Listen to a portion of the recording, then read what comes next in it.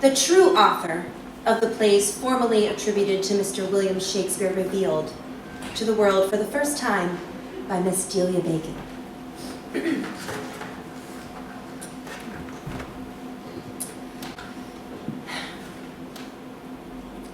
Welcome. Welcome, ladies and gentlemen. I am truly honored that you have come to the American Consulate tonight. My name is Miss Delia Bacon. I'm from Connecticut. That's in America. Yes. I suppose you all knew that, don't you? Yes. Ever since I arrived to Great Britain, I have had one goal in my pursuits: to uncover the truth. No. And now, I am pleased to announce that for the first time in history, I am able to reveal to the world the true author of the dramatical poems heretofore falsely attributed to one Mr. William Shakespeare. Before I begin, I must acknowledge the support of the man without whom I could not be here today. He has encouraged me in all my endeavors and has even provided this lovely hall in the consulate tonight. He promised he'd be here this evening, so please allow me to thank my fellow countryman, famed writer and American consul to Liverpool, Nathaniel Hawthorne. You come up here, please, Mr. Hawthorne. Here's the chair like we agreed on. He's right there in the back. I don't mean to pressure you. You could just wave or something. If you prefer, wave. Oh. I see. Mr. Hawthorne is a bit skeptical of my ideas, but perhaps we'll convince him by the end of the evening. I did have some notes here. Mr. Hawthorne advised me not to try to speak without notes. It's very important to be prepared, you see. I just have to get these papers in order, and then without adequate preparation, a speech is... I'll be right with you, ladies and gentlemen. As soon as they were right here, and where are the...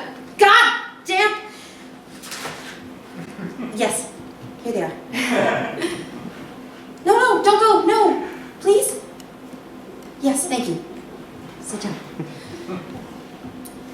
I do apologize. I'm not a... I don't know what came over me. Well, now we can begin.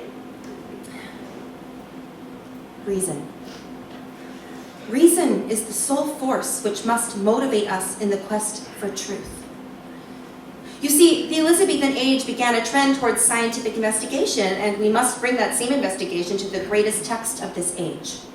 Only then can mankind, and yes, womankind too, be freed from the shackles of convention which prevent us from... This is what I've been trying to get my brother Leonard to understand all these years. Of course he would just call me he would never appreciate rationality. Why, if that scoundrel friend of his had just been acting rationally, he never would have proposed, and... I digress. Now, if we are to determine the true author... He did propose, by the way. The true author. These most magnificent works, it follows what we must first reject as the spurious claims of that man from Stratford. Yes, Mr. William Shakespeare. There are many reasons for doubting the authorship of Shakespeare, but three in main. 1. William Shakespeare was the poor son of a common butcher. No, come on, Mr. Hawthorne, I know what you're going to say. John Shakespeare was not a butcher per se, but a glover. But it's not much of a debate with you sitting out there in the audience now, is it? Why don't you come? 2. By all accounts, William Shakespeare led a sparse and altogether uninteresting life. An author of such distinction, why was he not noticed? Genius can only be ignored for so long, ladies and gentlemen. I, myself, had suffered from neglect, been laughed at even, but it can only go so far. The human spirit is resilient, but sooner or later one is noticed. Are you sure you wouldn't? 3. Perhaps the most convincing. In the light of recent evidence stressing the importance of heredity, it seems impossible that a man of such genius could be the only individual of note in his family. Why are there no other geniuses with the surname Shakespeare? More on this later. If our author was not a man of the theater, what was he? I suspect he was not much different from you, Mr. Hawthorne. A man of both literary distinction and governmental service. A man of connection to individuals of import. A man, perhaps, with a dissatisfied marriage, waiting to share his...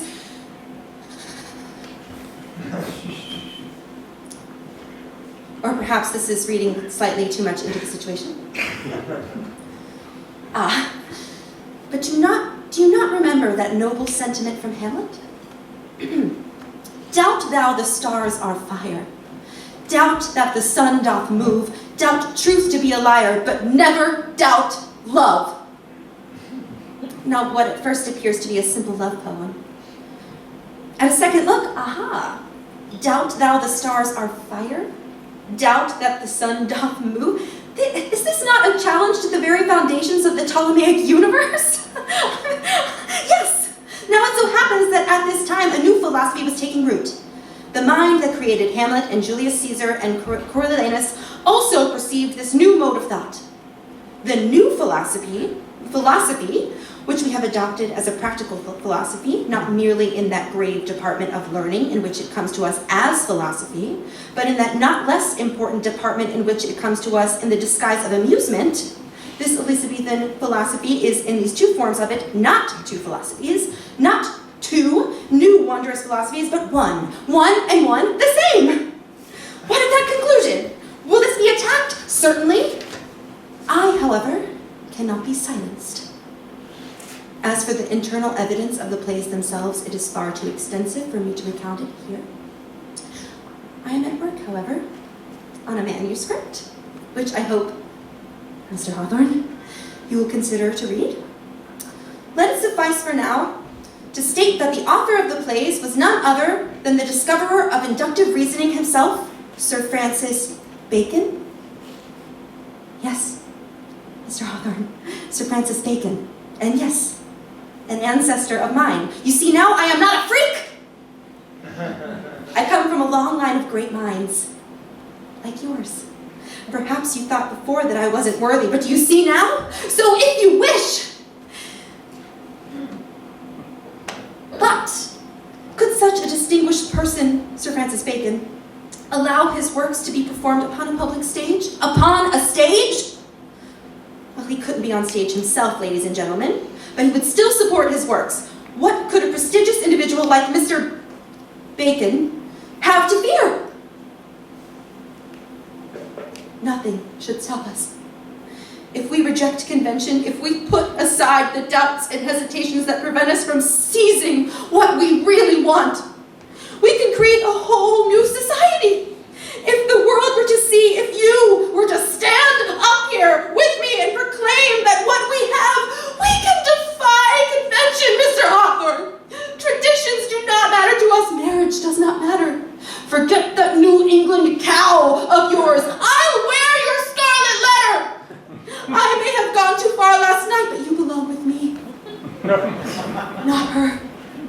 You were supposed to be here, Mr. Hawthorne. You promised, you said you would. Oh, dear God!